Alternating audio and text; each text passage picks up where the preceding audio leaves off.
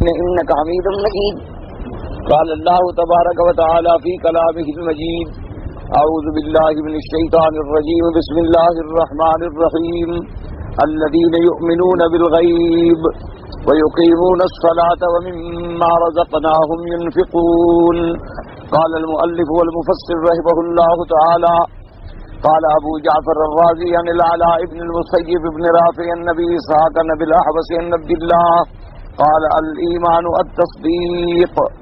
اب مفسر رحمۃ اللہ علیہ الذین یؤمنون بالغیب اس آیت پر اپنی تشریح بیان فرماتے ہیں اور فرماتے ہیں کہ ابو جعفر رازی نے علاء ابن المسیب ابن رافع سے یہ نقل کیا ہے کہ حضرت عبداللہ فرماتی ہیں عام طور پہ جب حضرت عبداللہ کا نام آئے تو عبداللہ ابن مسعود رضی اللہ تعالیٰ عنہ مراد ہوتے ہیں.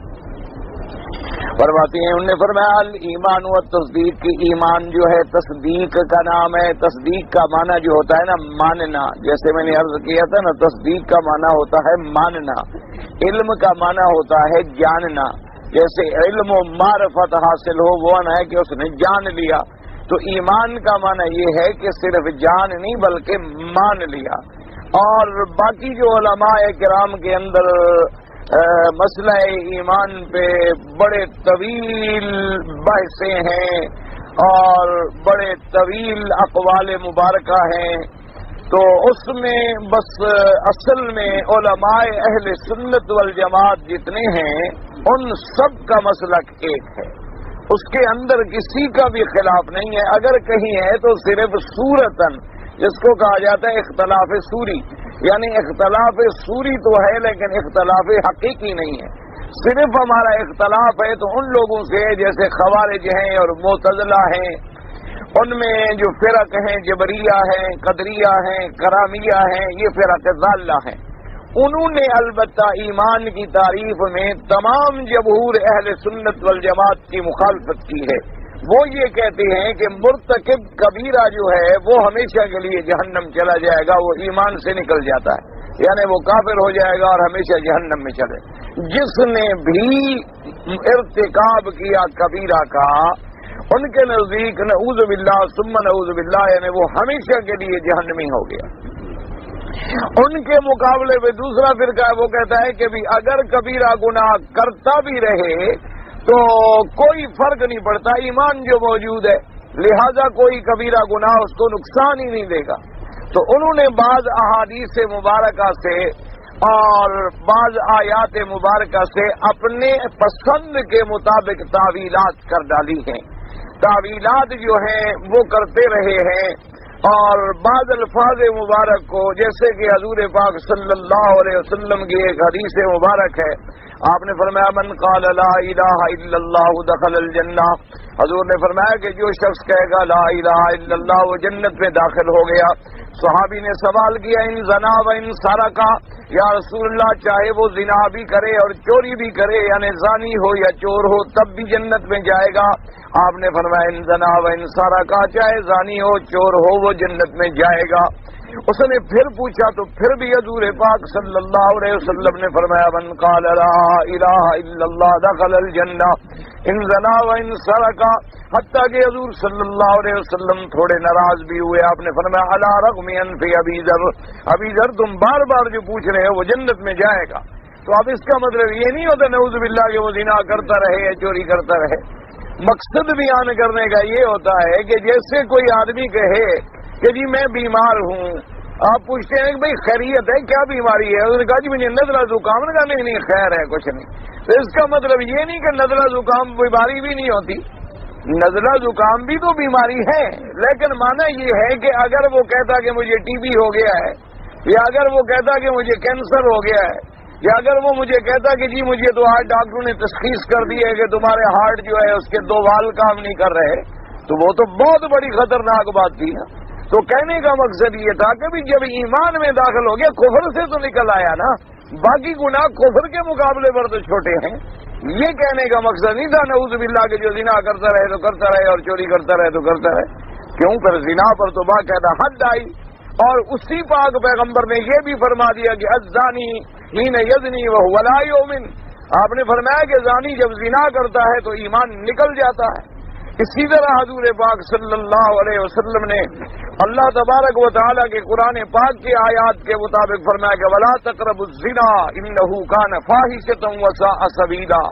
اسی طرح ایک آدمی حضور کی خدمت میں آیا، وہ کہنے لگا حضور میں زنا کے معاملے میں بڑا مجبور ہوں، میں نہیں۔ آپ نے فرمایا کیا تم یہ قبول کرو گے کہ کوئی آدمی تمہاری والدہ کے ساتھ بھی ایسا کام کرے، یا تمہاری بہن کے ساتھ بھی ایسا کام کرے، یا تمہاری بیٹی کے ساتھ بھی ایسا کام کرے؟ کہا نہیں یا رسول اللہ۔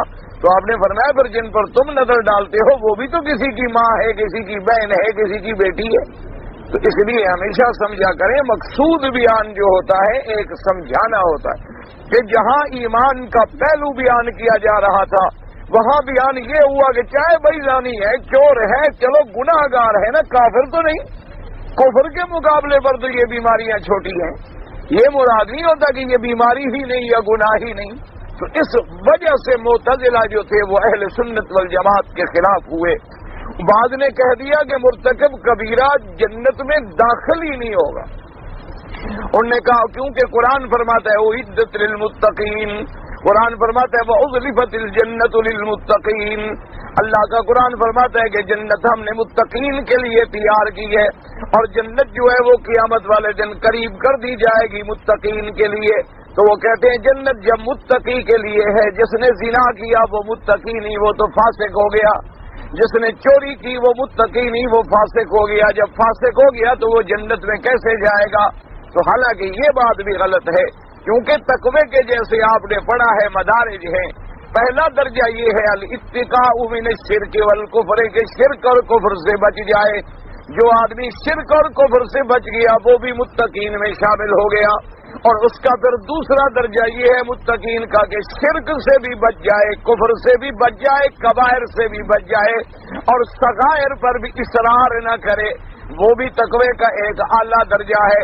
اور اس کے بعد تقوی کا ایک درجہ ہے یا ایھا الذین آمنوا اتقوا اللہ حق تقاتہ، وہ ایسا درجہ ہے کہ دل میں اللہ کے سوا کسی کا کوئی علاقہ ہی باقی نہ رہے، ہر چیز سے ختم ہو جائے ما سوا اللہ تبارک و تعالی۔ تو اب جب اس نے کلمہ پڑھا تو گویا وہ متقین کی صف میں داخل ہو گیا، جب متقین کی صف میں داخل ہو گیا تو وہ جنت کا حقدار بن گیا۔ اسی لیے قرآن پاک فرماتا ہے کہ قیامت والے دن جب کافر دیکھیں گے تو کہیں گے فما لنا من شافعین ولا صدیق حمیم۔ وہ جب دیکھیں گے کہ مومنوں کی تو شفاعت ہو رہی ہے، انبیاء بھی شفاعت کر رہے ہیں، ملائکہ بھی شفاعت کر رہے ہیں، حافظ قرآن بھی شفاعت کر رہے ہیں، اللہ کے قرآن کی صورتیں بھی شفاعت کر رہی ہیں، اور پھر صالح اللہ کے اولیاء بھی شفاعت کر رہے ہیں۔ اب کافر کہیں گے فما لنا من شافعین، ہائے ہمارا تو کوئی سفارشی بھی نہیں ہے، بلا صدیق نہ حمیم، نہ ہمارا آج کوئی دوست ہے، نہ کوئی ہمدم ہے، نہ کوئی دمساز ہے۔ حمیم کہتی ہے حامت الرجل یا خاصت الرجل، یعنی وہ جو خاص قریب تعلق والا ہو۔ اس لیے علماء نے فرمایا فما لنا من شافعین ولا صدیق حمیم۔ شافعین جمع کا صیغہ آیا، صدیق مفرد کا صیغہ آیا، کیونکہ دنیا میں سفارشی تو بڑے پیدا ہو جاتے ہیں لیکن صدیق بڑا قلیل پیدا ہوتا ہے، اس لیے صدیق کا لفظ جو ہے وہ افراد کے ساتھ لایا گیا۔ اور اس کے بعد کہیں گے فَلَوْ أَنَّ لَنَا كَرَّةً فَنَكُونَ مِنَ الْمُؤْمِنِينَ، اے کاش ہمیں دنیا میں ایک دفعہ پھر جانے کا موقع ملے تو ہم بھی ایمان والوں میں ہو جائیں گے۔ تو اب اس کا مطلب ہے جو گناہ گار ہیں تو شفاعت بھی تو ان کی ہوگی، جو گناہ گار ہی نہیں اس کو شفاعت کی ضرورت ہی کیا ہے؟ وہ تو بغیر شفاعت کے اول وہلے میں جنت میں چلے جائیں گے۔ شفاعت کی ضرورت تو انہی کو پڑے گی نا کہ ایماندار ہے لیکن گناہ بھی ہے، ایماندار ہے لیکن خطا کار بھی ہے، ایماندار ہے لیکن کبائر بھی ذمے لگے ہوئے ہیں اور جہنم کا پروانہ مل گیا ہے، اس کو ضرورت ہے کہ کوئی اس کی شفاعت کرے۔ اس لیے حضور پاک صلی اللہ علیہ وسلم نے فرمایا، آقا انعامدار نے فرمایا انا اشفع فاشفع فاشفع، آپ نے فرمایا کہ میں ایک دفعہ شفاعت نہیں کروں گا بلکہ میں شفاعت کروں گا، پھر شفاعت کروں گا، پھر شفاعت کروں گا، اور آپ نے فرمایا اتنی بار میں اللہ کے آگے شفاعت کروں گا حتی یقال لی، مجھے کہا جائے گا ہر رضیت یا محمد صلی اللہ علیہ وسلم، اللہ فرمائیں گے محمد مصطفیٰ اب آپ راضی ہو گئے کہ نہیں راضی ہو گئے؟ تو میں کہوں گا رضیت یا ربی، رضیت یا ربی، رضیت یا ربی، اے پروردگار عالم میں راضی ہو گیا، میں راضی ہو گیا، میں راضی ہو گیا۔ اس لیے حضرت علی رضی اللہ تعالیٰ عنہ فرماتے تھے کہ کنا نعد اہل البیت ارجا آیۃ فی کتاب اللہ، فرماتے تھے کہ ہم اہل بیت جو ہیں سب سے زیادہ امید والی آیت جو ہے قرآن میں وہ یہ سمجھتے تھے فَلَسَوْفَ يُؤْتِيكَ رَبُّكَ فَتَرْضَىٰ، اللہ نے وعدہ کیا کہ میرے مدنی محمد مصطفیٰ صلی اللہ علیہ وسلم ہم آپ کو آخرت میں اتنا دیں گے کہ آپ کو ہم راضی کر دیں گے۔ تو حضرت علی فرماتے تھے کہ یہ آیت بڑی امید دلانے والی ہے، کیونکہ ہمیں یقین ہے کہ حضور اتنے کریم ہیں، حضور اتنے مہربان ہیں، حضور اتنے رحمت للعالمین ہیں کہ آپ ہرگز راضی نہیں ہوں گے کہ اگر آپ کی امت میں سے کوئی ایک بھی جہنم میں پڑا ہوا ہو۔ تو اس لیے فرمایا تو اب شفاعت تو گناہگاروں کی ہوگی۔ تو اس لیے عقیدہ اہل سنت والجماعت جو ہے وہ بڑا جامع عقیدہ ہے کہ ایمان دل کی تصدیق، اصل جڑ جو ہے وہ دل ہے، تصدیق اصل جو ہے وہ قلب ہے، اس کے بعد زبان سے اقرار ہے، اور اس کے بعد پھر ہمارے اعمال اس اقرار پہ گواہی دیتی ہیں کہ ہم جناب صحیح معنوں میں اللہ پر ایمان لا چکے ہیں، اللہ کی کتابوں پر ایمان لا چکے ہیں۔ اس لیے مفسر رحمۃ اللہ علیہ فرماتی ہیں کہ حضرت عبداللہ نے اب صرف لفظ ایمان کی تحقیق فرما رہے ہیں کہ اس کا ترجمہ فرمایا تصدیق۔ وقال علی بن ابی طلحہ غیر ان ابن عباس رضی اللہ تعالیٰ عنہما، انہوں نے فرمایا یؤمنون کیا مانا یصدقون، یؤمنون کا مانا بھی انہوں نے یہی ترجمہ فرمایا کہ جو تصدیق کرتے ہیں۔ وقال معمر عن الزہری الایمان العمل، حضرت زہری نے فرمایا کہ ایمان جو ہے وہ عمل کا نام ہے، یعنی عمل، انہوں نے فرمایا تصدیق کا نام ہے، یہ دوسرا قول ہے کہ ایمان جو ہے وہ عمل کا نام ہے۔ وقال ابو جعفر الرازی ان ربیع ابن انس یؤمنون یخشون، ربیع ابن انس فرماتے ہیں کہ یؤمنون کا معنی کیا ہے؟ یخشون، اللہ سے ڈرتے ہیں، جو اللہ سے ڈرے گا لازمی بات ہے کہ وہ فرما برداری کرے گا۔ یہ اصل میں یہ سب سوری اختلاف ہیں، یعنی ایک تفسیر کے الفاظ کی ادائیگی کے انداز علیحدہ ہیں، ورنہ اہل سنت والجماعت متفق ہیں ماشاءاللہ، کوئی ایسا جھگڑا نہیں۔ قال ابن جرير ولولا ان يكونوا موصوفين بالايمان بالغيب قولا واعتقادا وعملا فقد كل الخشيه لله في معنى الايمان الذي هو تصديق القول بالعمل، والايمان كلمه جامعه للايمان بالله وكتبه ورسله وتصديق الاقرار بالفعل۔ ابن جرير فرماتے ہیں والاولا، کہ اولا اور راجح ترجمہ کیا ہے؟ ان یکونوا موصوفین بالایمان بالغیب، ان کی صفت کیا ہوگی؟ ایمان بالغیب، یعنی باعتبار قول کے بھی، باعتبار اعتقاد کے بھی، باعتبار عمل کے بھی، یعنی تینوں چیزیں آ گئی، اعتقاد بھی آ گیا، قول بھی آ گیا، عمل بھی آ گیا۔ جیسے کہ سلف صالحین نے فرمایا الایمان تصدیق بالقلب واقرار باللسان وعمل بالارکان۔ وقد تدخل الخشیت، اب مفسر ابن جریر فرماتے ہیں کہ خشیت جو ہے اللہ سے ڈرنا، یہ بھی ایمان کے اندر داخل ہے۔ تو ایمان جو ہے ہوا تصدیق القول بالعمل، کہ جب ہم نے تصدیق کی ہے تو جو تک کلمہ ہم نے کہا ہے ہمارا عمل بھی اس کی گواہی دے، یعنی ہم نے کلمہ پڑھا لا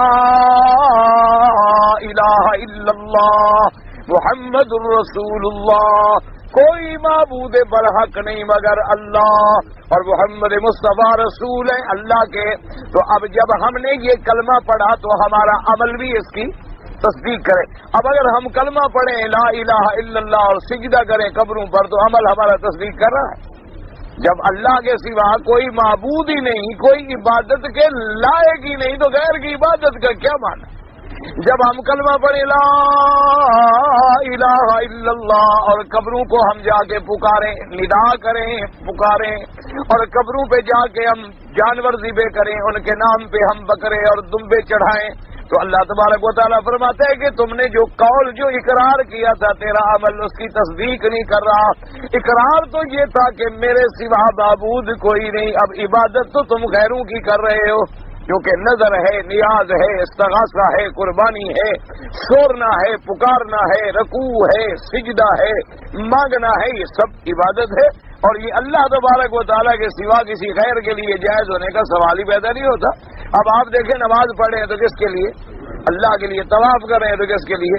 اللہ کے لیے۔ اور جناب پھر آ کر ملتزم پہ کھڑے ہو کے مانگ رہے ہیں تو کس سے؟ اللہ سے۔ اور حج والے دنوں میں آپ مینا میں قربانی کرتے ہیں تو کس کے نام پہ؟ اللہ کے نام۔ تو یہ ساری عبادت ہے، نماز بھی عبادت ہے، رکوع بھی عبادت ہے، سجدہ کرنا بھی عبادت ہے، پکارنا اور ہاتھ اٹھا کے مانگنا بھی عبادت ہے، دعا بھی عبادت ہے، نظر نیاز بھی عبادت ہے، ذبح کرنا جانور کا بھی عبادت ہے۔ تو یہ ساری چیزیں تھیں اللہ کے لیے۔ جب ہم غیر کے لیے کریں گے تو گویا ہم نے جو قرار کیا تھا ہمارا عمل اس کے خلاف جا رہا ہے۔ یعنی ہم کہہ تو رہے ہیں کہ مدینہ شریف جا رہے ہیں، لیکن سڑک ہم نے جدے والی لی ہوئی ہے۔ ہم کہہ رہے ہیں کہ ہم جی کہاں جا رہے ہو؟ جی مدینہ شریف جا رہے ہیں۔ وہ بھائی مدینہ شریف ادھر ہے، تم ادھر جاؤ گے؟ نہیں جی ہم مدینہ شریف جا رہے ہیں۔ اب اس کی بات تو نہیں ہے نا۔ مدینہ شریف جانے کا معنی تب ہے کہ تمہاری نیت بھی مدینہ ہو، تمہاری سڑک بھی مدینے والی ہو، رخ بھی مدینے والی طرف ہو، پھر تو تمہاری منزل کٹے گی۔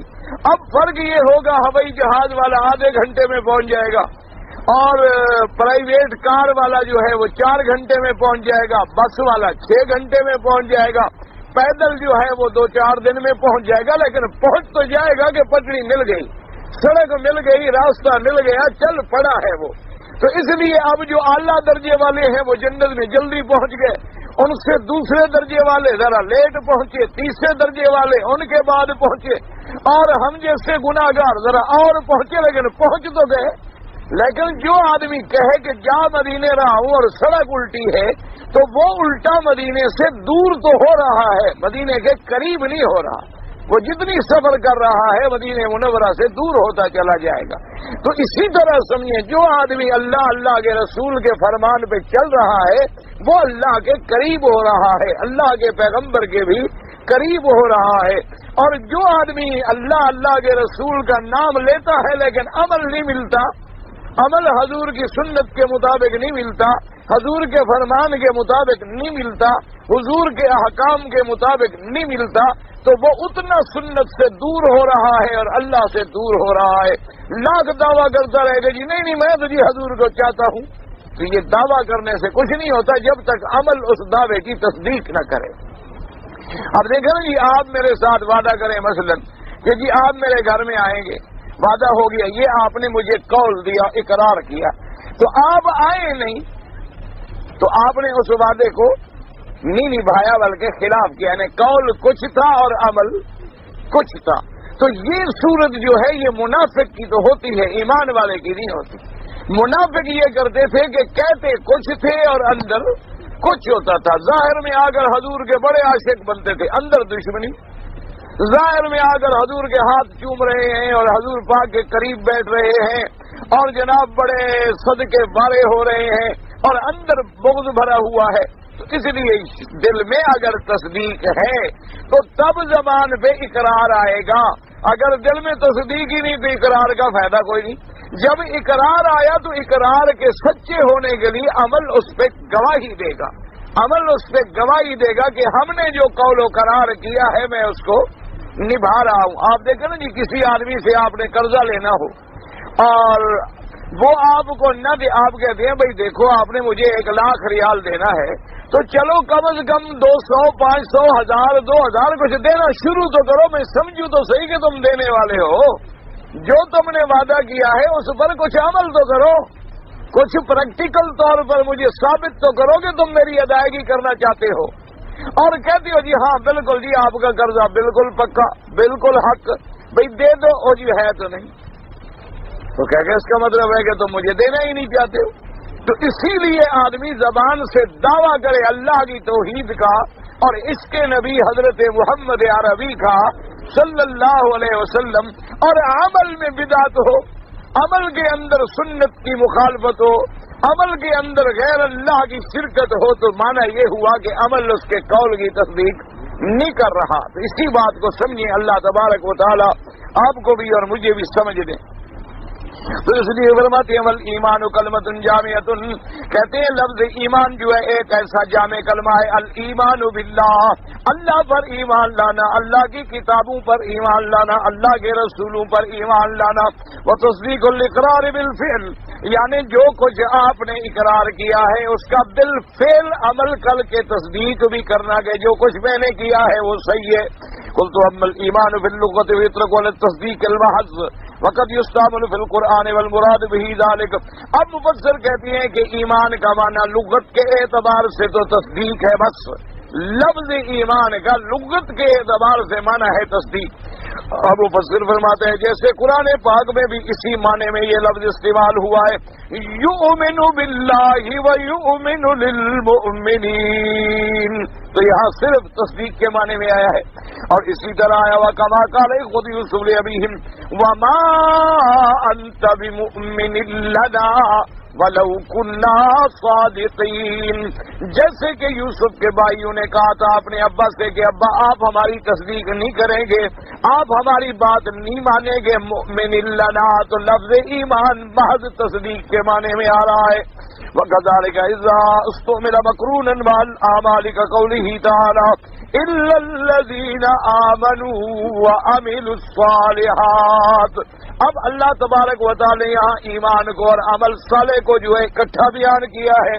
فَأَمَّا إِذَا اسْتُعْمِلَ مُطْلَقًا فَالْإِيمَانُ الشَّرْعِيُّ الْمَطْلُوبُ لَا يَكُونُ إِلَّا اعْتِقَادًا وَقَوْلًا وَعَمَلًا۔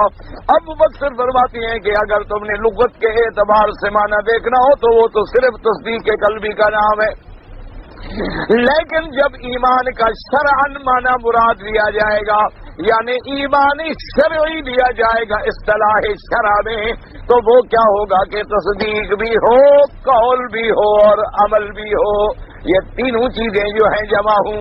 مفسر رحمت اللہ علیہ نے بھی اسی ترجمے کو جو پورے اہل سنت کا، اب وہ ہوتا ہے جی جز اعمال جز ایمان ہے یا جز ایمان نہیں، بعض نے کہا کہ ہے اور بعض نے فرمایا کہ نہیں ہے، لیکن یہ نہیں کہ انکار تو کوئی بھی نہیں کرتا، اس لیے سوری اختلاف تو ہے، حقیقی اختلاف نہیں ہے۔ تمام اہل سنت والجماعت کے علماء جو ہیں اس مسئلے پہ متفق ہے۔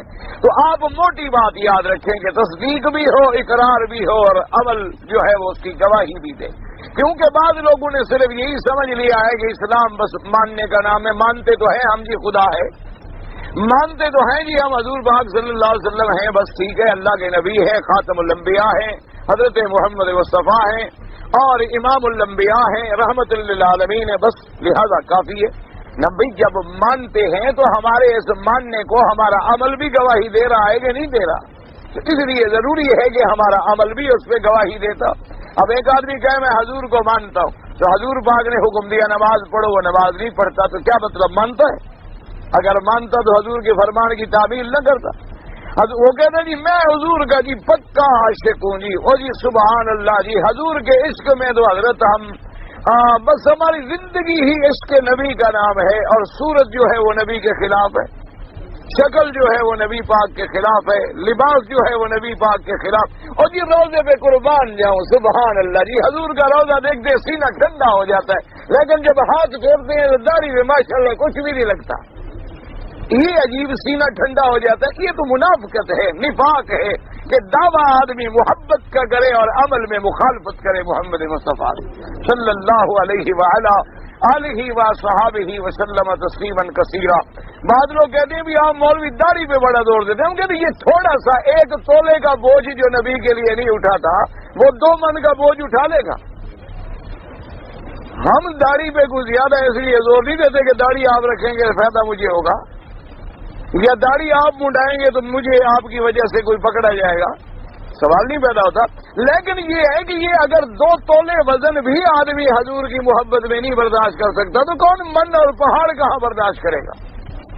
ایک آدمی اپنی شکل بھی حضور کے مطابق بنانے پہ تیار نہیں ہے تو محبت کا دعویٰ کتنا بڑا جھوٹا ہے۔ بھئی جب تمہیں حضور سے عشق ہے، حضور سے محبت ہے، تو حضور کے لباس سے محبت، حضور کے شہر سے محبت، حضور کے آپ نے دیکھا نہیں ہے کہ لوگ لیلا مجنوں کے قصے سناتے ہیں کہ کتا آیا تو اس نے چوم لیا، تو لوگوں نے کہا دیکھا ہم کہتے تھے پاگل ہو گیا، اس نے کہا میں کتے کو تھوڑا چوم رہا ہوں، یہ ان گلیوں سے آیا ہے جہاں لیلا رہتی ہے۔ تو وہ تو اس کتے سے پیار کر رہے ہیں، تو محمد مدنی کی صورت والی داڑھی سے بھی پیار نہیں کرتے اور ہو پکے عاشق۔ یہ کون سا عشق ہے؟ مجھے آج تک سمجھ نہیں آیا یہ عشق کی کون سی قسم ہے۔ اللہ تبارک و تعالیٰ سے دعا کرو اللہ ہمیں صحابہ والا عشق نصیب کرے، اللہ پاک ہمیں اہل بیت والا عشق نصیب کرے، اللہ تبارک و تعالیٰ ہمیں اولیاء اللہ والا عشق نصیب کرے، اللہ تبارک و تعالیٰ ہمیں عباد صالحین والا عشق نصیب کرے کہ ہم صحیح معنوں میں غلام محمد بن جائیں، کہ حضور کے قدم قدم پہ چلنے کی اللہ توفیق عطا فرما دے۔ تب عشق ہوتا ہے بھائی، عشق کا کوئی اثر بھی تو ظاہر ہونا چاہیے نا۔ اس لیے فرماتے اکثر الائمۃ والقضاء الشافعی واحمد بن حنبل وابو عبیدہ وغیر واحد اجماعا۔ اب مفسر فرماتا ہے کہ اکثر ائمہ رحمۃ اللہ علیہ، امام شافعی رحمۃ اللہ علیہ، امام احمد بن حنبل، امام ابو عبیدہ، بلکہ انہوں نے لکھا ہے کہ اس پہ اجماع ہے کہ ایمان کا کیا معنی ہے۔ ایمان شرعاً کا معنی ہے کہ دل میں تصدیق ہو، زبان پر اقرار ہو، اور بدن جو ہے اس اقرار اور قول کی گواہی دینے والا ہو۔ ان الایمان قول و عمل یزید و ینقص، ایمان جو ہے قول و عمل کا بھی نام ہے، اسی لیے علماء فرماتی ہیں کہ ایمان میں زیادتی بھی ہوتی ہے اور ایمان میں نقصان بھی ہوتا ہے۔ یہ بھی سوری اختلاف ہے، جھگڑا کوئی نہیں۔ بعض کہتے ہیں نفس ایمان میں زیادتی ہوتی، بعض کہتے ہیں بھی مانا یہ ہے اس کے پھل میں، اس کا جو پھل لگتا ہے اس میں زیادتی ہوتی ہے اور نقصان ہوتا ہے۔ تو بات تو ایک ہی ہے، صرف یعنی سمجھانے۔ بعد نے کہا جی درخت تو ایک ہے، اب پھل 1 من لگ گیا، کسی کا 1.5 من لگ گیا، کسی پہ 2 من لگ گیا، کسی پہ 4 من لگ گیا، تو پھل زیادہ بڑا، درخت تو وہی ہے۔ باتیں فرمایا کہ نہیں، درخت بھی تو مضبوط ہوگا تو پھل کو برداشت کرے گا، اگر درخت ہی کمزور ہو تو پھل کا متحمل کیسے ہو سکتا ہے؟ تو لہذا ان اختلافات میں پڑھنے کی کوئی ضرورت نہیں ہے، اہل سنت کا مذہب یہی ہے اور اسی پہ اجماع ہے۔ جیسے اللہ نے فرمایا اذا تلیت علیہم آیاتہ زادتہم ایمانا، اور فرماتے وقد ورد فی آثار کثیرہ واحادیث افردنا الکلام فیہا فی اول شرح البخاری وللہ الحمد والمنہ۔ اب مفسر کہتا ہے میں نے شرح بخاری کے اندر اس پہ مفصل کلام کیا ہے، یعنی جو علماء دیکھنا چاہیں وہاں تفصیل دیکھ لیں۔ وَمِنْهُمْ مَنْ فَسَّرَهُ بِالْخَشِيَّةِ، بعض علماء نے فرمایا کہ ایمان کا معنی ہے ڈرنا، جو اللہ سے ڈرتا نہیں تو گویا ایمان بھی نہیں، ایمان ہو تو اللہ کا ڈر بھی ہوگا۔ ان الذین یخشون ربهم بالغیب، جو رب اپنے سے ڈرتے ہیں بن دیکھے، اور فرمایا من خشی الرحمن بالغیب وجاء بقلب منیب، جو پروردگار عالم رحمان سے بن دیکھے ڈر گیا وہ اور اپنا دل لے آیا جھکنے والا، اطاعت کرنے والا، وہی بندہ کامیاب ہوگا۔ بالخشیت خلاصۃ الایمان والعلم، مفسر فرماتا ہے کہ اگر آپ دیکھیں تو یہ دل کے اندر ڈر کا پیدا ہونا جو ہے گویا کہ یہ خلاصہ ہے علم کا بھی ایمان کا بھی۔ جیسے اللہ نے فرمایا انما یخشی اللہ من عبادہ العلماء، اللہ سے کون ڈرتے ہیں؟ جو علم والے ہیں۔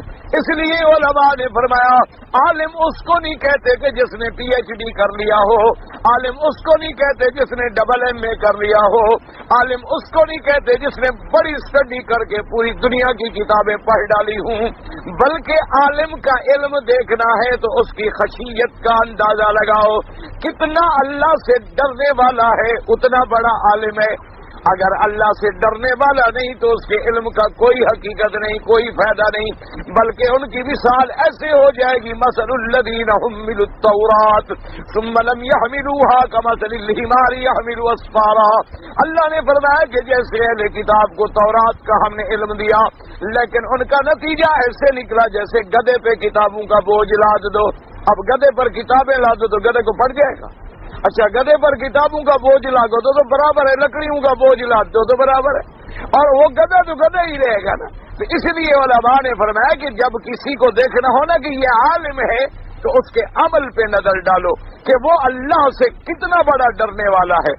ہمارے یہاں عالم کہتے ہیں جو زیادہ مطالعے والا ہو، جو زیادہ پڑھا لکھا ہو، جس کے پاس بڑی بڑی ڈگریاں ہوں، نماز نہ پڑھتا ہو، روزہ نہ رکھتا ہو، سگار منہ میں رکھ کے بخاری شریف کی حدیثیں بیان کرتا ہو، وہ بڑا عالم ہوتا ہے۔ تو شریعت میں اس کو عالم نہیں کہتے بلکہ اس کو سب سے بڑا جاہل کہا جاتا ہے۔ عالم ہوتا ہی وہ ہے جو اللہ سے ڈرنے والا ہو۔ اب دیکھیں نا جی، صحابہ نے کوئی بڑی بڑی ڈگریاں حاصل نہیں کی، لیکن جس مرتبے پہ صحابہ پہنچے کوئی مومن پہنچ سکتا؟ سوال نہیں پہ، یعنی کس صحابی نے اس زمانے میں کوئی یونیورسٹی نہیں، کوئی کالج نہیں، کوئی کورس نہیں، کوئی ڈگریاں نہیں۔ بعض صحابہ نے تو 2 حدیثیں حضور پاک سے سنی بسنی کو سینے میں لگا لیا اور اسی پہ چل پڑے۔ بعض صحابہ نے صرف 3 حدیثیں روایت کی ہیں حضور پاک صلی اللہ علیہ وسلم، اور بعض صحابہ کی 1 حدیث ہے، 1 حدیث روایت کی ہے انہوں نے حضور پاک صلی اللہ علیہ وسلم، صرف 1 حدیث۔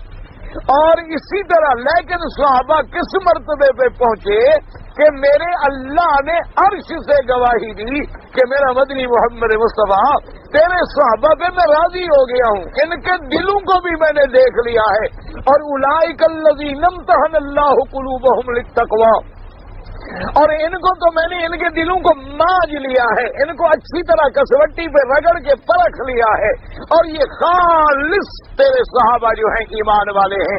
اور کہیں فرمایا اولئک هم المؤمنون حقا، اور کہیں فرمایا حزب اللہ الا ان حزب اللہ هم الغالبون، اور کہیں فرمایا اولئک هم المفلحون، کہیں فرمایا لقد رضی اللہ عن المؤمنین، کہیں فرمایا رضی اللہ عنہم ورضوا عنہ۔ ان کے پاس تو کوئی ڈگری نہیں تھی، ان کے پاس تو جناب کوئی شہادہ بھی نہیں تھا، ان کے پاس تو کوئی ایسی بات بھی نہیں تھی، بلکہ بعض صحابہ تو غسل کے ترجمے بھی نہیں جانتے تھے، وہ تو اس معنی پوچھنے کے لیے آ جاتے تھے اپنی امہات المومنین کے دروازے پہ کہ ہمیں حضور کے غسل کے بارے میں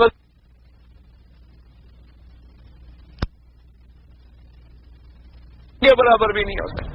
بلکہ میرے پاس نبی نے کتنی بڑی مثال دی ہے، آپ نے فرمایا ایک صحابی نے دیکھا حضرت عبداللہ بن مسعود رضی اللہ تعالیٰ عنہ کھجور کے درخت پہ چڑھ رہے تھے، بڑی باریک پنڈلی تھی آپ کی پنڈلیاں بڑی باریک تھی، بعض لوگ ہوتے ہیں نا بدن بھاری ہوتا ہے پنڈلیاں باریک ہوتی ہیں، تو سید عبداللہ بن مسعود رضی اللہ تعالیٰ عنہ کی پنڈلیاں باریک تھی، تو ایک صحابی نے جو دیکھا تو ان کو ہنسی آ گئی کہ دیکھو بھی کتنی باریک باریک پنڈلی، ایسے معلوم ہوتا ہے جیسے بچے کی پنڈلی ہو۔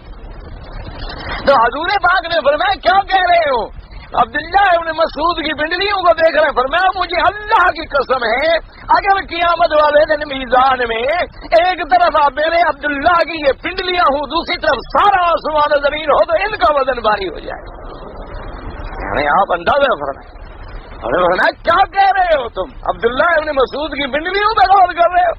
اگر قیامت والے دن اللہ پاک میزان کے پلڑوں میں ایک طرف عبداللہ ابن مسعود کی صرف یہ پنڈلیاں رکھ لے اور دوسری طرف آسمان و زمین اور اس کے اندر جو کچھ ہے وہ رکھ لے تو یہ جو ہے پلڑا بھاری ہو جائے گا، اتنا بڑا شان ہے میرے صحابی کا۔ تو اس سے آپ اندازہ فرمائیں کہ اصل عالم یقین فرمائیں وہ ہوتا ہے جو اللہ سے ڈرنے والا ہو۔ یہ عالم نہیں ہوتا کہ جمعہ پڑھانا ہو تو ویگ لگا لے، یہ عالم نہیں ہوتا ہے کہ جمعہ پڑھانے کے لیے ویگ لگا لی اور ایک گاؤن ڈال لیا، بزرگ بن گئے، باہر نکلے تو اتار کے پھینک دیا ہے عالم۔ یہ عالم نہیں ہے، یہ تو وہ لوگ ہیں الذین حملوا التوراۃ ثم لم یحملوها، یہ وہی لوگ ہیں جنہوں نے یحرفون الکلم عن مواضعہ، یہ وہی لوگ ہیں یشترون بآیات اللہ ثمنا قلیلا، یہ وہی لوگ ہیں یاکلون اموال الناس بالباطل ویصدون عن سبیل اللہ۔ عالم وہ ہوتا ہے جس کے قدم قدم میں خشیت ہو، جس کے قدم قدم میں اتباع ہو۔ یہی وجہ تھی کہ امام احمد بن حنبل رحمۃ اللہ علیہ جب فوت ہوئے تو تاریخوں میں موجود ہے ان کے جنازے کو دیکھ کے 90,000 کافر نے کلمہ پڑھ لیا۔ اور آج ہمارا مولوی کافر بنا تو سکتا ہے، مسلمان نہیں بنا سکتا۔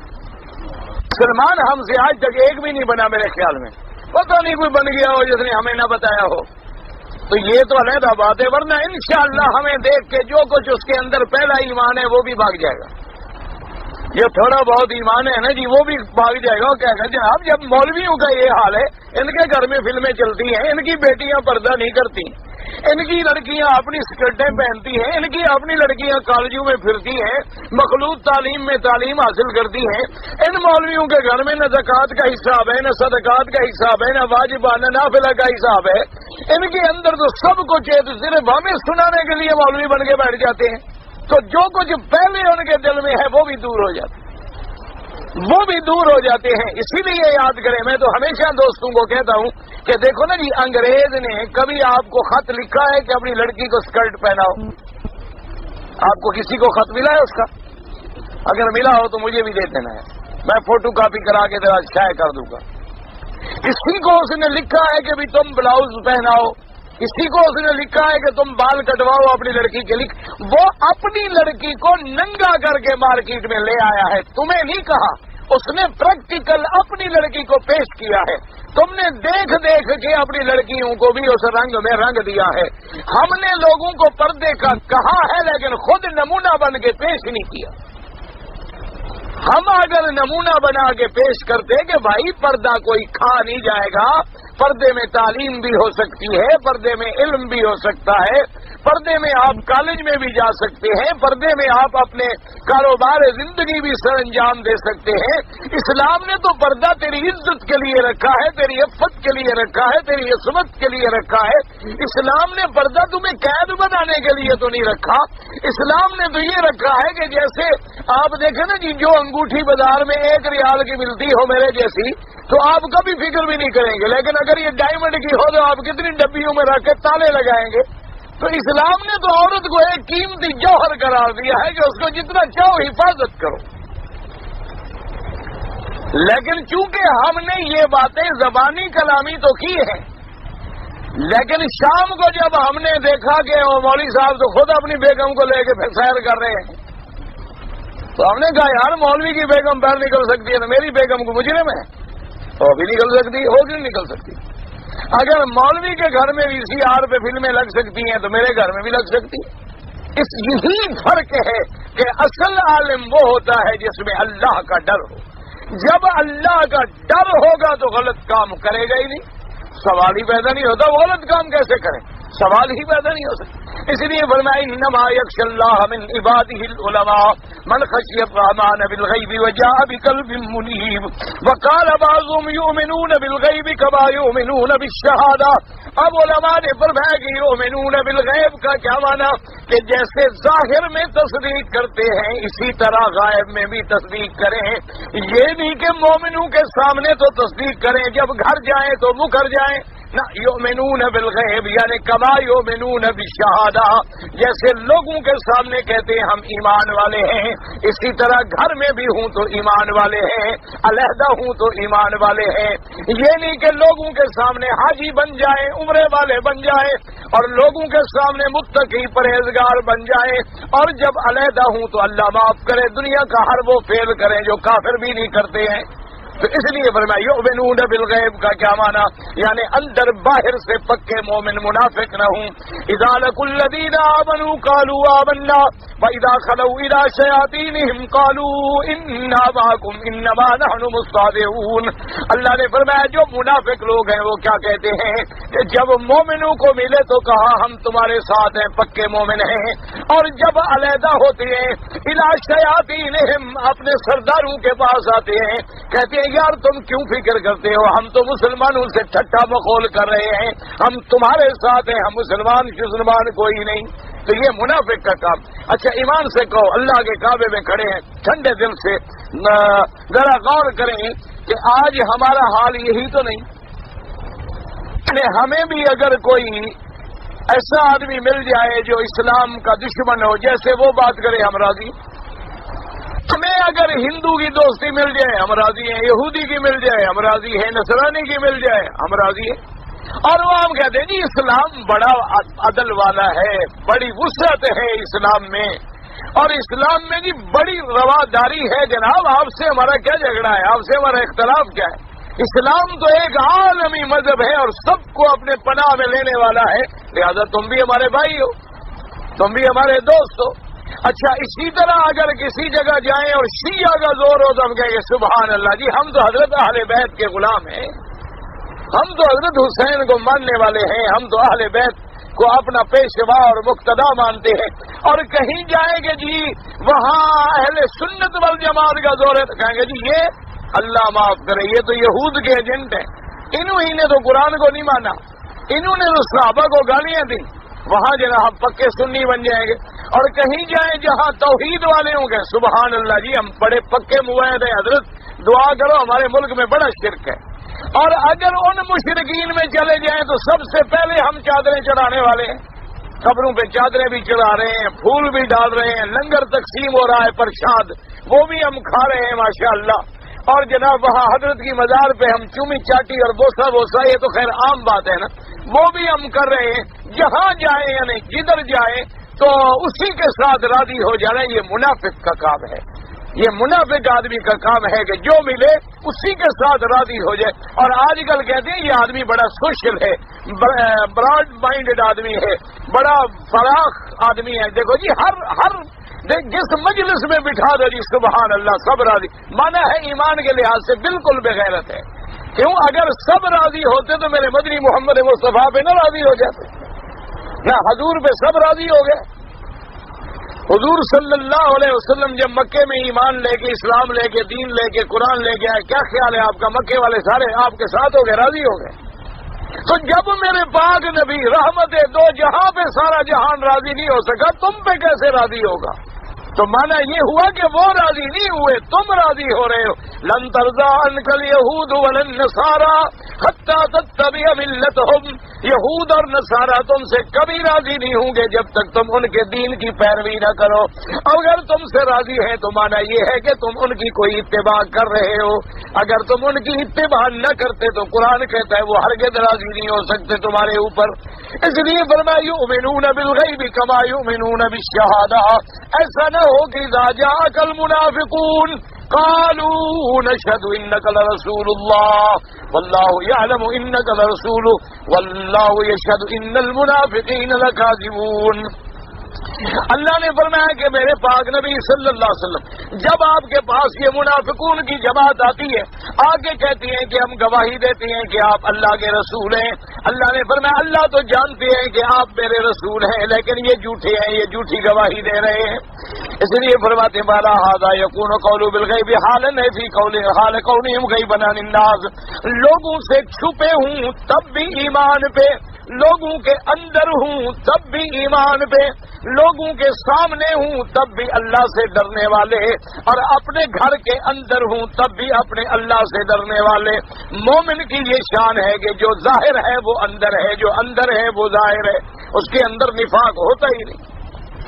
وَأَمَّا الْغَيْبُ وَالْمُرَادُ هَا هُنَا وَقَدْ اخْتَلَفَتْ عِبَارَاتُ السَّلَفِ فِيهِ وَكُلُّهَا صَحِيحَةٌ تَرْجِعُ إِلَىٰ أَنَّ الْجَمِيعَ مُرَادٌ. أَمَّا الْغَيْبُ، غیب کیا ہے؟ یاد رکھو غیب کا معنی یہ ہوتا ہے کہ جس کا علم حواس خمسہ سے ہمیں حاصل نہ ہو سکے. اللہ نے ہمیں حواس خمسہ دیا ہے نا. بعض چیزیں ہم سن کے حاصل کرتے ہیں، بعض چیزیں ہم دیکھ کے حاصل کرتے ہیں، بعض چیزیں ہم چکھ کے حاصل کرتے ہیں، بعض چیزیں ہم سونگھ کے حاصل کرتے ہیں کہ بھئی یہ پانی جو ہے ٹھنڈا ہے، گرم ہے، ہاتھ لگا کے ہم دیکھ. یہ رنگ غلاف کعبہ کا سیاہ ہے کہ سرخ ہے؟ سیاہ ہے، یہ دیکھ کے ہم نے فیصلہ کر لیا. یہ خوشبو جو آ رہی ہے جی امبر ہے، سونگھ کے ہم نے فیصلہ. غیب وہ ہے جہاں ہوا سے خمس سارے اگر زور لگائے نہیں پتہ چلتا، نہیں معلوم ہو سکتا، وہ غیب ہے. اور اس کا علم، اس غیب کا عالم جو ہے، علم بالغیب، علم غیب جو ہے خاص ہے، خدا ہے. اللہ کے سوا کسی کو علم غیب نہیں ہوتا. تو یہ ہوتا ہے غیب. اور جو چیزیں اللہ کے نبی نے اللہ کے حکم سے ہمیں بتلائی ہیں تو ہم غیب پر ایمان لائے. کیا مانا؟ ہم نے اللہ کو دیکھا نہیں ہے، ہم نے جنت کو دیکھا نہیں ہے، ہم نے جہنم کو دیکھا نہیں ہے، ہم نے ملائکہ کو دیکھا نہیں ہے، ہم نے جنات کو دیکھا نہیں ہے، ہم نے عذاب قبر کو دیکھا نہیں ہے، لیکن چونکہ حضور نے فرما دیا تو ہمارا ایمان ہے. یاد سمجھ آ گئی بات کہ یہ چیزیں ہم اپنے عقل سے، اپنے حواس سے معلوم نہیں کر سکتے کہ جہنم کہاں ہے، کیسے ہے، اور جنت کیسے ہے. کیونکہ مالا عین رات والا اذن سمعت والا خطر علی قلب بشر، اس کے بارے میں تو صرف ہم سنی ہوئی بات ہے، لیکن کیفیت کا ہمیں پتہ نہیں لگ سکتا. اسی طرح اللہ کے ملائکہ حق ہے، لیکن ملائکہ کو کیسے دیکھیں؟ نہ دے سکتے ہیں، نہ چھو سکتے ہیں، نہ ہم ان کو معلوم کر سکتے ہیں. لیکن جب حضور نے فرما دیا کہ ملائکہ برحق، حضور نے فرما دیا الجنت حق والنار حق والساعۃ حق، آپ نے فرمایا جنت بھی حق ہے، نار بھی حق ہے، قیامت بھی حق ہے، عذاب قبر بھی حق ہے.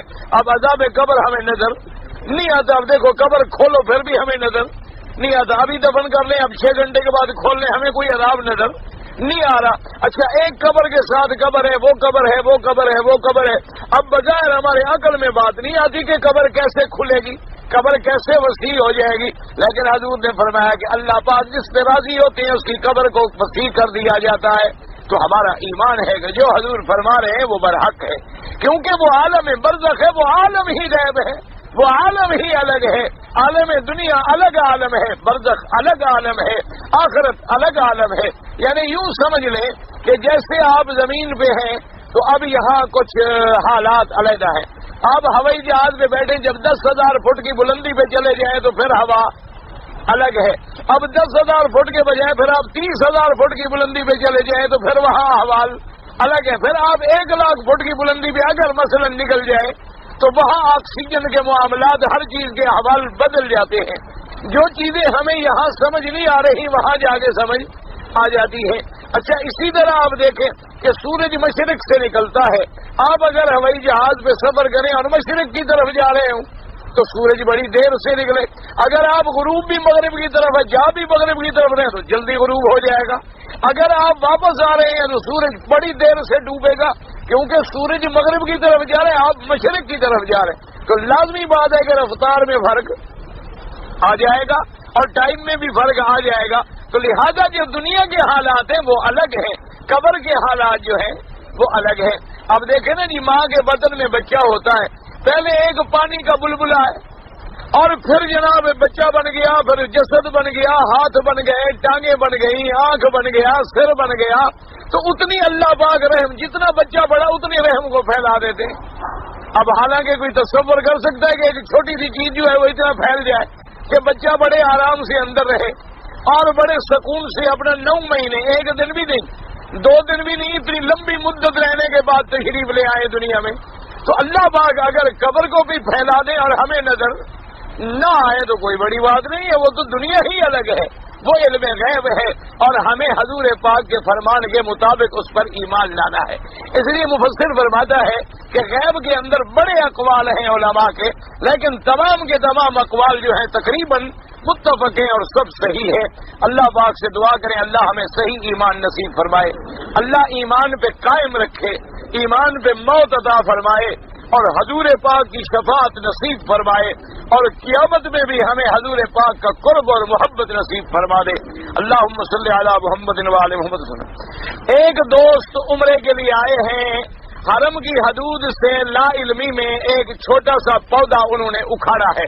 بھئی اگر حرم کی حد میں کوئی درخت اکھاڑنا جو ہے وہ منع ہے، اگر انہوں نے اکھاڑا ہے تو اس کی قیمت اندازہ کر کے خیرات کر دیں بس۔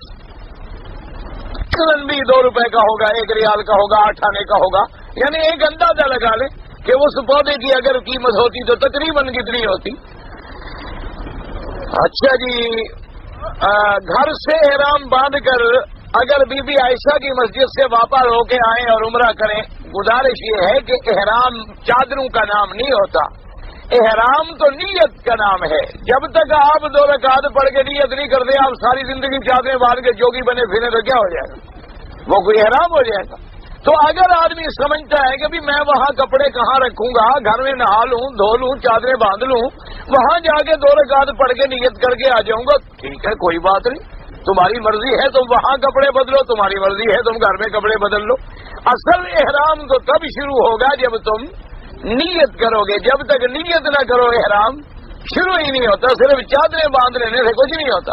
دیکھا نہیں ہمارے ملک میں بڑے بڑے جوگی ہوتے ہیں، کوئی لال چادر باندھے ہوئے ہے، کوئی پیلی چادر باندھے ہوئے ہے، دیکھے نا آپ، اور اگر اتار دیں تو پھر بزرگ بن جاتے ہیں۔ نہیں نا، یہ جھوٹ بات ہے والا بھائی، یہ لوگ میری باتوں سے ناراض ہوتے ہیں، بات تو سچی ہے نا۔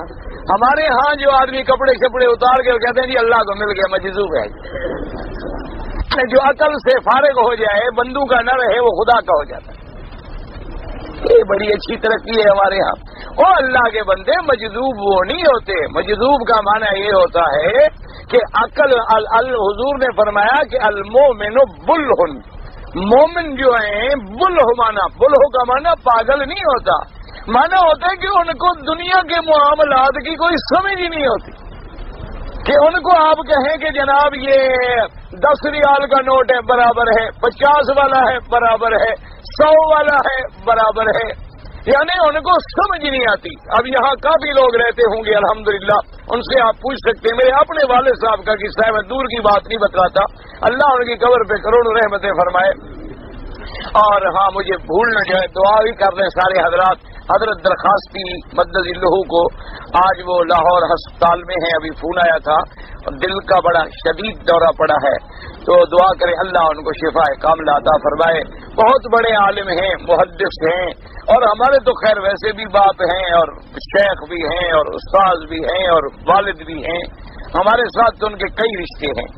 تو بہرحال یہ ہے کہ دعا کریں اور اللہ جتنے علماء ہیں سب کو صحت عافیت سلامتی نصیب فرمائے، تاکہ کچھ دین کا جو کام کریں یہی لوگ تو کر رہے ہیں، ورنہ ہمارا میڈیا تو نہیں کر رہا نا کام، نہ ہمارے کوئی سرکاری ادارے کام کرتے، یہی علماء ہیں، کوئی مدرسے کے ذریعے، کوئی تبلیغ کے ذریعے، کوئی حدیث کے ذریعے، کوئی درس کے ذریعے، کوئی ترجمے کے ذریعے ایک دین کی پٹڑی پہ لگا ہوا ہے اور لوگوں کو لگا رہا۔ تو اللہ تبارک و تعالیٰ ان کو صحت عافیت کے ساتھ اور اپنا محتاج فرمائے، کسی بندے کا محتاج نہ کرے۔ تو بہرحال اب میرے والد صاحب ماشاء اللہ لوگ جانتے ہیں بہت بڑے عالم اور پرانے علماء میں سے تھے، یعنی نظر جواب دے گئی، ہمیں یاد ہے وہ کتابیں یاد پڑھاتے تھے، نظر نہیں آ رہی ہے نا، کام نہیں کر رہی، انہوں نے کہا اچھا تم پڑھو کتاب، کہاں سے بس یاد پڑھا رہے ہیں تمام کتابیں، لیکن اپنی گھڑی کا ٹائم نہیں دیکھ سکتے۔ کسی شاگرد نے گھڑی دے دی تھی، ان کو لے کر دی ہدیہ، تو وہ جو ساتھ بیٹھا ہوتا اس کو کہتے کہ او بھائی ادھر آنا ذرا دیکھو کتنا بجا ہے، وہ بتاتا جی 4 بجے ہیں 6 بجے، ان کو نہیں پتہ لگا ساری زندگی کے 5 کب بجتے ہیں 6 کب بجتے ہیں۔ تو یہ معنی ہوتا ہے مومن کے بلہن کا۔ میرا اپنا لڑکا چھوٹا تھا، اس کو کبھی کہتے کہ ایک بپسی کی بوتل مجھے پلاؤ، وہ کہتا دادا 5 ریال کی ملتی ہے، بپسی کی بوتل جب 4 آنے کی ملتی تھی، وہ کہے جی 5 ریال کی ملتی ہوگا، ٹھیک ہے ملتی ہوگی، بچہ جھوٹ تھوڑا بول رہا، اس کو 5 ریال دے، اب وہ 50 ریال کا نوٹ لے رہا ہے، وہ کہتا ہے جی یہ تو 5 ہے، اچھا بھائی یہ تو 50 ہے، انہوں نے کہا نہیں جی نہیں 5 لکھے ہوئے، صفر نہیں آگے آپ جو پڑھ رہے ہیں، یہ ویسے کاما لگا دیتے ہیں۔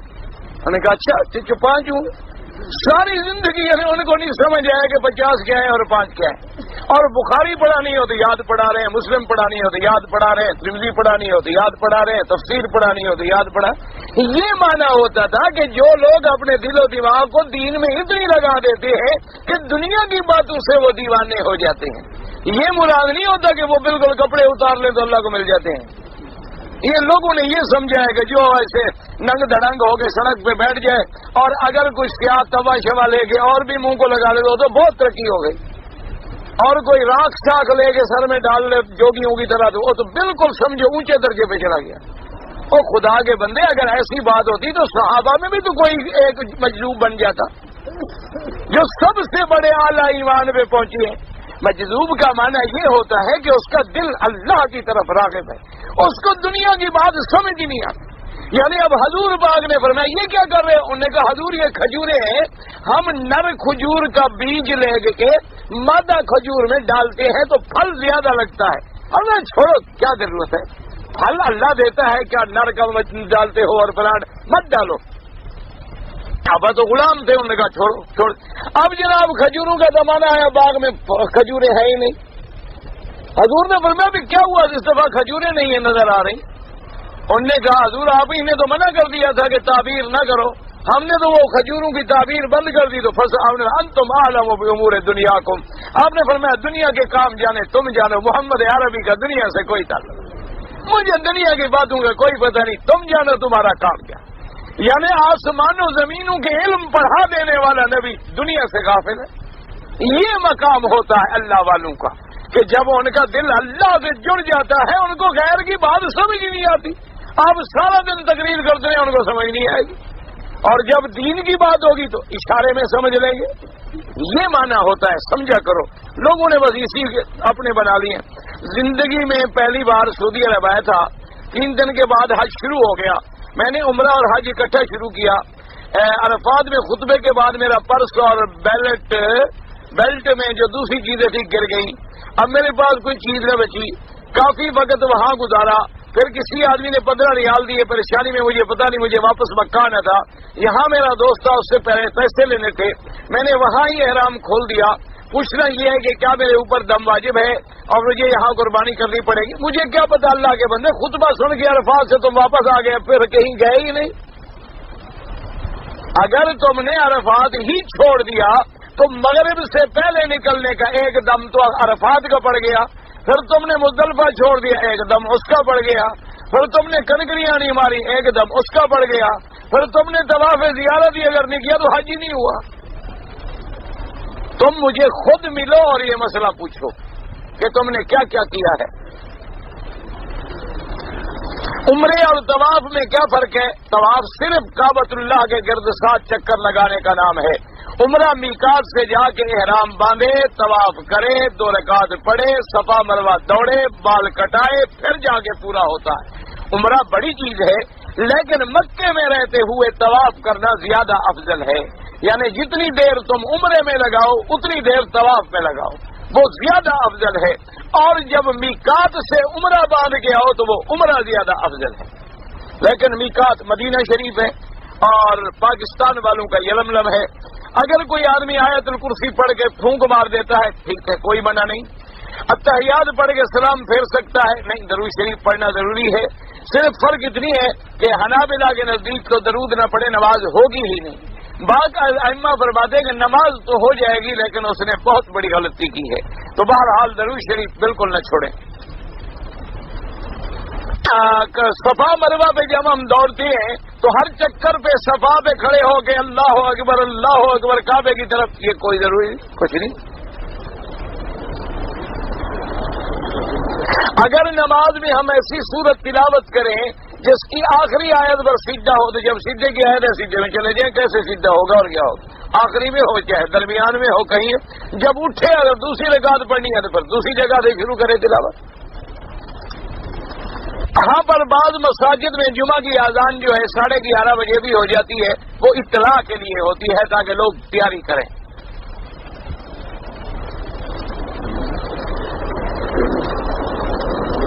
اگر میں کسی ایک وقت میں 5 طواف اکٹھے کر لوں، یعنی 7 چکر 7 تو پھر بعد میں 2 رکعت کر کے پڑھ سکتا ہوں، پڑھ سکتے ہیں۔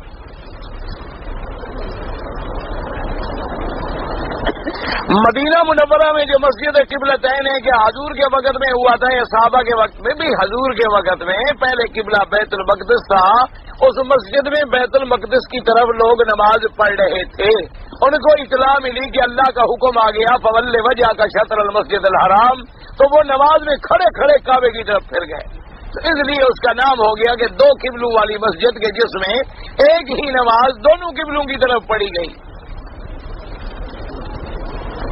ہم نے صبح کی نماز مدینہ منورہ میں پڑھی تھی، ٹھیک ہے، مکہ آ گئے، تقریباً 2 بجے پہنچے، ظہر کی نماز ہو چکی تھی، ہم نے نماز قصر کر کے پڑھی، ٹھیک ہے، مسافر ہیں تو قصر ہی پڑھیں گے اور کیا ہے۔ کہتے میں میقات سے احرام باندھ کے آ رہا تھا، راستے میں کچھ اونٹ چل رہے تھے، تو میں نے ساتھی سے کہا کہ وہ اونٹوں کا ریوڑ تم نے دیکھا ہے تو کوئی حرج تو نہیں، کوئی حرج نہیں، کوئی شکار تو نہیں کیا تم نے؟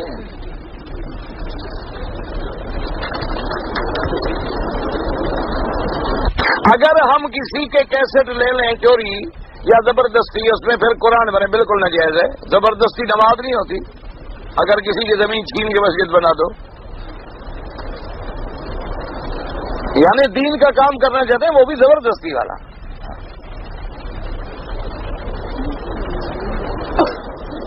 ایک آدمی تارک الصلاۃ ہے تو اس کی یہاں باقاعدہ حیا والوں کو اطلاع کریں۔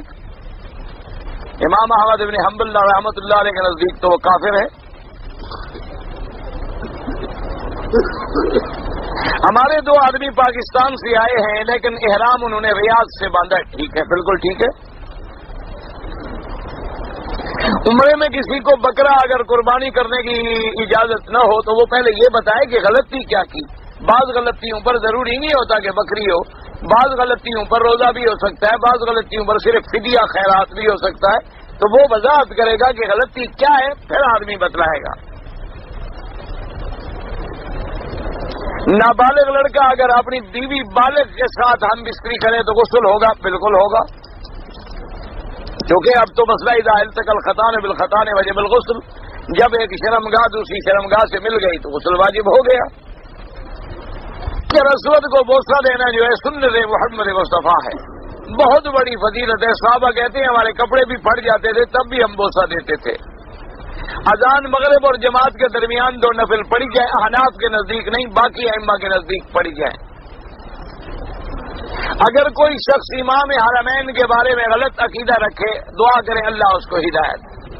جو لوگ بھی امام حرمین یا خادم الحرمین کے بارے میں سوء ظن رکھتے ہیں، دعا کریں اللہ ان کو ہدایت، اللہ ان کو ہدایت دے۔ دیکھیں جی، اللہ تبارک و تعالی نے ان لوگوں کی وجہ سے ایک ہی تو ملک ہے جس میں قرآن و سنت ہے، جس میں قرآن و سنت نافذ ہے، حدود اللہ کا نفاذ ہے، امن ہے، استقرار ہے، اللہ کی رحمتیں برستی ہیں، حرمین کی توسیع ہو رہی ہے۔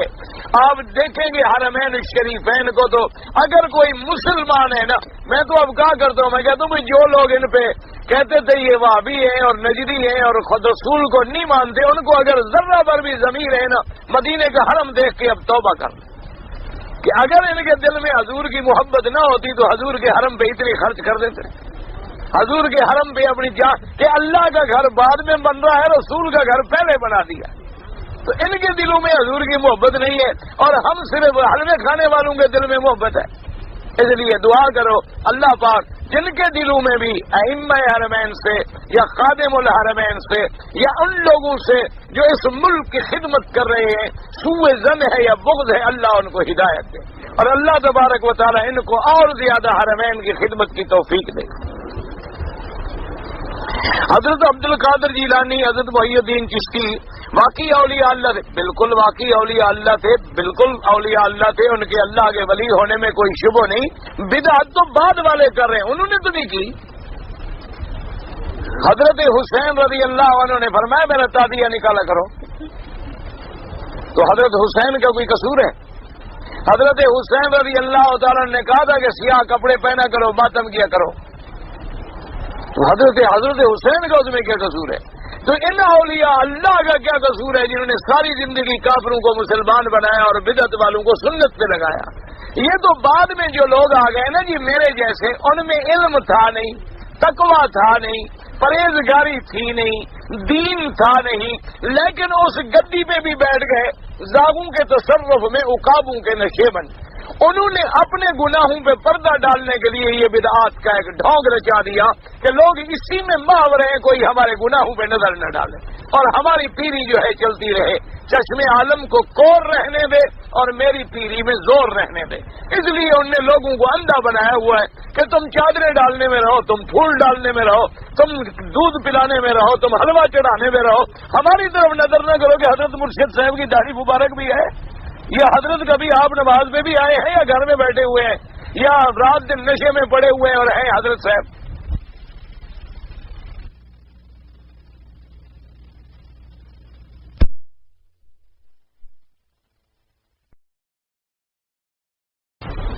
حضرت حسین رضی اللہ تعالیٰ نے کہا تھا کہ سیاہ کپڑے پہنا کرو، ماتم کیا کرو، تو حضرت حسین کا اس میں کیا قصور ہے؟ تو ان اولیاء اللہ کا کیا قصور ہے جنہوں نے ساری زندگی کافروں کو مسلمان بنایا اور بدعت والوں کو سنت پہ لگایا؟ یہ تو بعد میں جو لوگ آ گئے نا جی میرے جیسے، ان میں علم تھا نہیں، تقویٰ تھا نہیں، پرہیزگاری تھی نہیں، دین تھا نہیں، لیکن اس گدی پہ بھی بیٹھ گئے، زاغوں کے تصرف میں عقابوں کے نشے بن، انہوں نے اپنے گناہوں پہ پردہ ڈالنے کے لیے یہ بدعات کا ایک ڈھونگ رچا دیا کہ لوگ اسی میں محو رہے، کوئی ہمارے گناہوں پہ نظر نہ ڈالے اور ہماری پیری جو ہے چلتی رہے، چشم عالم کو کور رہنے دے اور میری پیری میں زور رہنے دے۔ اس لیے انہوں نے لوگوں کو اندھا بنایا ہوا ہے کہ تم چادریں ڈالنے میں رہو، تم پھول ڈالنے میں رہو، تم دودھ پلانے میں رہو، تم حلوہ چڑھانے میں رہو، ہماری طرف نظر نہ کرو کہ حضرت مرشد صاحب کی داڑھی مبارک بھی ہے، یا حضرت کبھی آپ نماز میں بھی آئے ہیں یا گھر میں بیٹھے ہوئے ہیں یا رات دن نشے میں پڑے ہوئے ہیں اور ہیں حضرت صاحب۔